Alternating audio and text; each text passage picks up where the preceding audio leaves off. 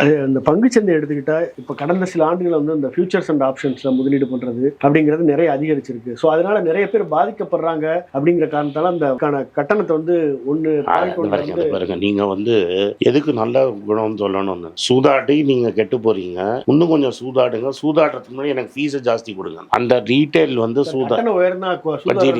அப்படி இல்லை, சூதாட்டே பேன் பண்ணிடலாம்ல. நம்ம சக்திகாந்த் அதான் சொல்றாரு, சூதாட்டம் ஜாஸ்தி ஆனதுனாலதான் பேங்க்ல பணம் போட மாட்டேங்கிறாங்கன்னு செபியும் சொல்லுது, ரிசர்வ் பேங்க்கும் சொல்லுது. டேக்கன்னா சூதாட்டம் ஆடாதன்னு சொல்லுவியா? நீ சூதாட்டிக்கோ பரவாயில்ல, ₹1 பதில் ₹2 எனக்கு ஃபீஸ் கொடுத்துட்டு சூதாட்டம் ஆடுக்கிற. போன வருஷம் மட்டும் கவர்மெண்ட்டுக்கு அதுல 15 சூதாட்டத்துலன்னு வந்தது 15,000 கோடி வருமானம். இந்த வாட்டி கொஞ்சம் ஜாஸ்தி வருமானம், அவ்வளவுதான். அது குறையாது சார். எப்படி குறையும்? கட்டணம் கூட இருக்கு, அதெல்லாம் குறையாது. எப்படி குறையும்? இப்ப டாஸ்மாக்ல வந்து குடிக்கிறது குறைஞ்சு போச்சா ரேட்டு ஏறினதுனால? எப்படி குறையும்? அப்ப இந்த கட்டண அதிகரிப்போட நோக்கம் வருவாயை அதிகரிக்கிறது. அவ்வளவுதான். அது